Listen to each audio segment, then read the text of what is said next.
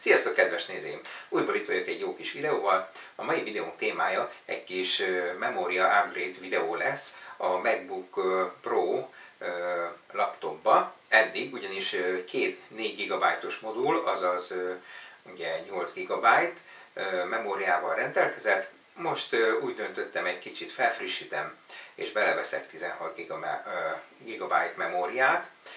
Ez két 8-as memóriamodul, tehát egy kis kitről beszélünk. Hát nem épp a csúcskategóriás márka, de azért ennek is van egy márkája. Nem sokára mindjárt be is mutatom nektek itt a videóban. És egy-két szót még 1600 MHz-es RAM-okról van szó, DDR3-as típusú memóriák ezek, és lássuk is, akkor ennyit is előzetesen, nézzük is meg.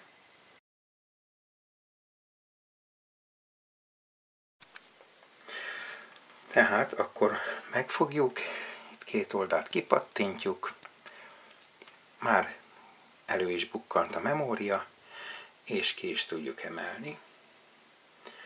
1-es, és alatta bújj meg a 2-es memória.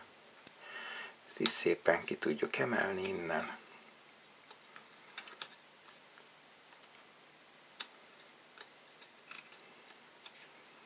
Így szépen.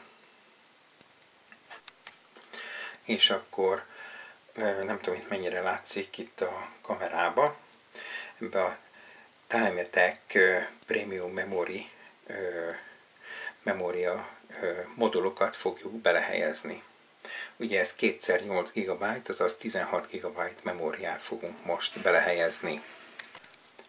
Akkor itt is lenne az új memóriafoglalat. Megfordítottam így, nem tudom itt mennyire látszik, ugye ott fekszik bent a 2 csatlakozó, és oda fogjuk szépen belehelyezni.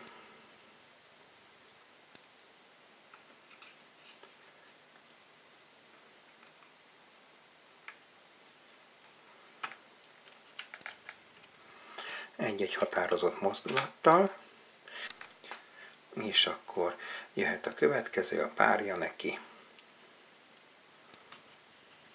Ezt szépen belehelyezzük, és egy határozott mozdulattal a helyére pattintjuk. Valójában ennyi is volt a memória bővítés.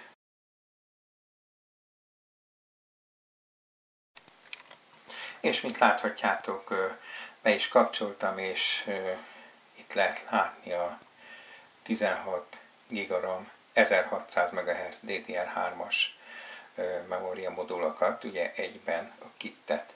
Én ezzel megköszönöm a megtisztelő figyelmeteket, megköszönöm, hogy megnéztétek ezt a videót, remélem, hogy tetszett ez a kis videó, ha tetszett, kérek lájkoljátok, és legközelebbi videómban is találkozunk. További szép napot kívánok nektek, sziasztok!